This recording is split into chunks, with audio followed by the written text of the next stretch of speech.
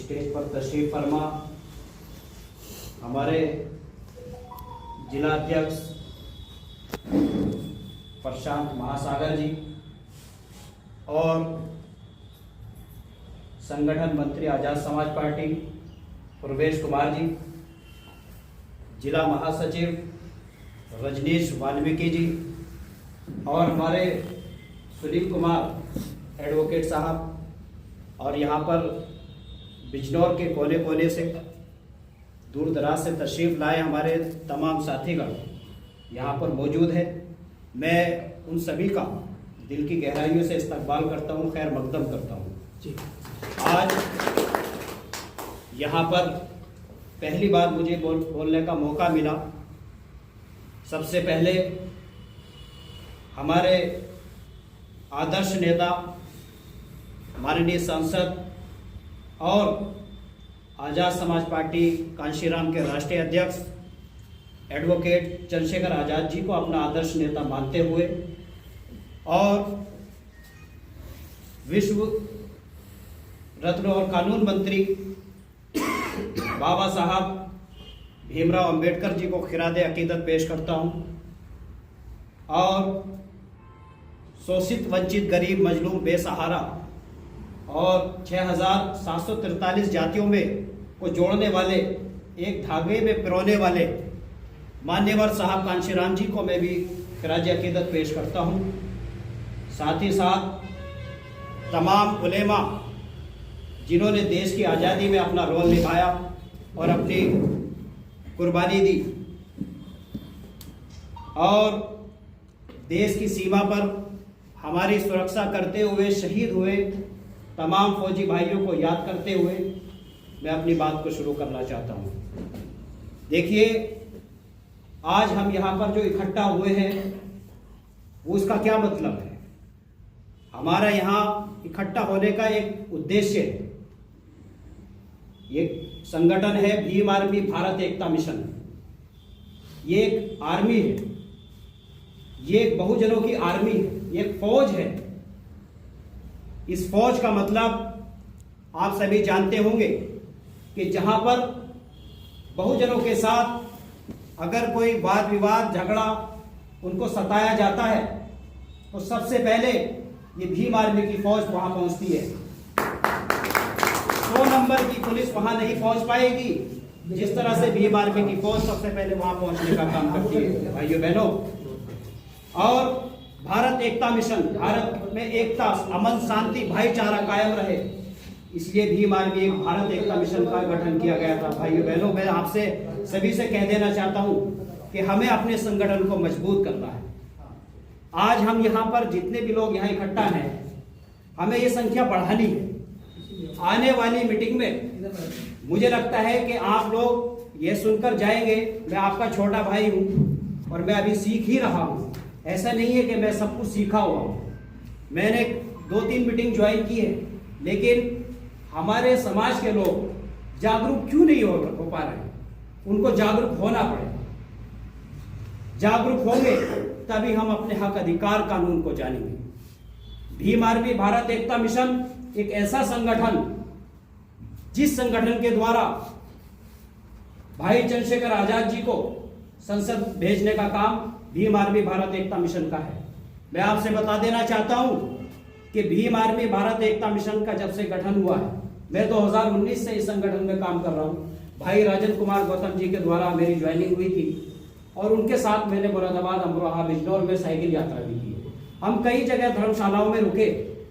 हमने देखा कि बहुजनों के हालात, दलितों के, मुसलमानों के ऐसे हालात हैं, उनको बहुत सताया गया है। उनकी आवाज को बुलंद करने वाला भाई कोई नहीं है। तो राजन भाई के साथ जब मैंने साइकिल यात्रा की है, उनके साथ रह करके मैंने बहुत कुछ सीखा है।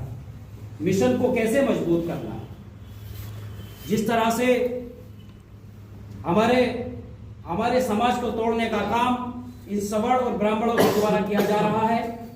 मैं मानता हूं कि आप एक ऐसे संगठन के हिस्सा हैं जिस संगठन के द्वारा आप अपने समाज को मजबूत करने का काम करेंगे और 6,743 जातियों को जो बांटने का काम किया जा रहा है, ये आपस में लड़ाने का काम, जातिवाद, धार्मिक भावनाएं, और भाजपा की सरकार और केंद्र की सरकार हमें हिंदुस्तान और पाकिस्तान, शमशान कब्रिस्तान, हिंदू और मुसलमान, सिख ईसाई आपस में लड़ाने का काम कर रही है। भाइयों, मैं आपसे कह देना चाहता हूं कि हमें सभी साथियों को और हमारे बहुजन समाज 85% इस देश के अंदर जो आबादी है, मैं मानता हूं कि 85% बहुजन सबको एक साथ अगर हो जाए तो मुझे लगता है कि दिल्ली में शासन हमारा होगा, बहुजनों का।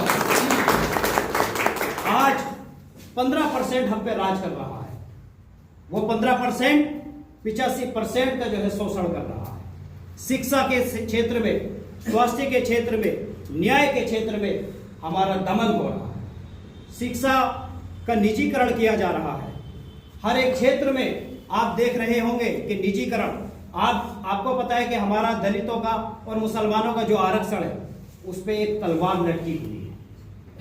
अगर ये सरकार, मनुवादी सरकार, भाजपा की सरकार, केंद्र की गुंडागर्दी की सरकार अगर आरक्षण एक बार में कह दे कि हमने दलितों का आरक्षण खत्म कर दिया है, तो मैं मानता हूं कि इस देश के अंदर आगजनी हो जाएगी, तोड़फोड़ हो जाएगी, जिसका खामियाजा भाजपा की सरकार को भुगतना पड़ेगा। लेकिन जिस तरह से ईख के खेत में दीमक लगती है, गन्ने को धीरे धीरे खाती है, वो फसल नष्ट कर देती है, एहसास नहीं होता है। किसान क्या करते हैं कि पानी दे रहा है, खाद लगा रहा है, जैविक खाद लगा रहा है, दवाइयों का उपयोग कर रहा है, लेकिन वो बात नहीं होती है भाइयों। और इसी तरह ये सरकार निजीकरण करके हमारे हक अधिकारियों और हमारे आरक्षण पर को जो है खत्म करने का काम कर रही है।